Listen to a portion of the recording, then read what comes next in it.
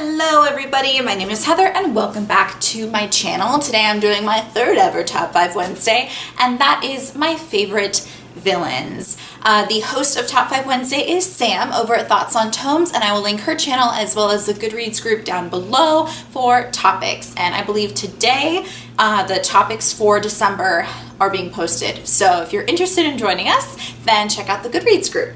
So not in any particular order, but I'm gonna start with Iago from Othello. So I actually don't own a copy of Othello, but it's obviously by William Shakespeare. Iago is one of my favorite villains because he doesn't actually do anything. He is just so motivated by jealousy, and he's so evil and manipulative, and he is responsible for the death of Desdemona, but he didn't actually kill her. Othello did, because Iago planted this seed in Othello just with words and like scant evidence, and just think he's so evil, like he's okay. But yeah, so definitely Iago, and because it rhymes, Thiago from the Daughter of Smoke and Bone trilogy by Laini Taylor. He is in a way not the bad guy, but also in a way there really is no one bad side. So you've got the angels and you've got the demons, to put it very, very simply. It's not really angels and demons, but that's just, to not know much about this book series is the best way to go about reading it. So all you need to know is angels and demons. So he is one of the demons, and he's sort of like the leader.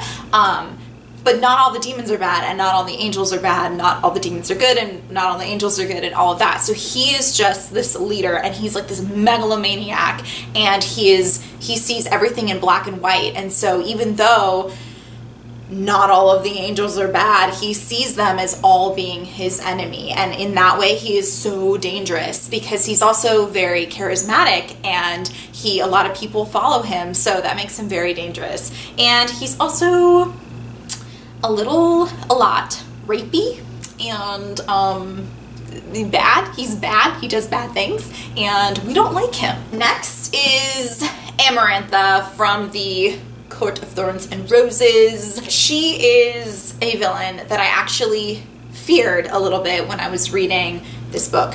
Some villains, I don't know, I'm never that scared of them, because I always think that my main characters are probably going to survive. Like, they have to survive, you know? But I really feared for Feyre when I was reading this book, because Amarantha was so just like, ugh. She put Feyre through some horrible things, and it was a dark time. Next, this will probably be on a lot of people's lists, is Queen Lavanna from the Lunar Chronicles, and I actually just read Fairest this month, so it's a little sneak peek into my wrap-up. But the reason that I added her to this list is not because of my reading of the main Lunar Chronicles series, like Cinder, Scarlet, Crest, and Winter, but when I read Fairest, I was like, whoa. So she has her reasons, which are revealed in Fairest, and it's almost like so you're reading sort of from her perspective, and it's like, okay, she's so like logical about these reasons, and in a way it makes sense, but you also see that she is a sociopath or a psychopath. I could never tell the difference, and I was a psychology major and I always forget the difference. But she has no empathy, and so these actions that are, you know, causing people to die, or people she thinks are dying and hurting people, she doesn't feel bad about it, and she even realizes, like, I don't feel bad at all. And in that way, she is very scary. She's very egocentric. Like, the world revolves around her, and she truly believes that she should have all the power. Like, she can't see any other alternative, you know? And she is in love, which is another interesting facet to her. She actually does love somebody, but she doesn't understand that she can't force someone to love her, but she tries, and it's just weird. Finally, we have Joe Goldberg from You by Carolyn Kepnes, and we read from his perspective. So he's our protagonist, but he is so fucked up. Like, what? I kind of liked him in a way. He was funny and kind of relatable, and when you first start reading this book, he's a stalker. Like, this is a stalker. At first it seems a little bit innocent, but then it starts to get crazier and crazier and more intense, and he starts doing horrible things, even more horrible than just simply stalking someone, which is bad. It's very bad, but it gets worse. And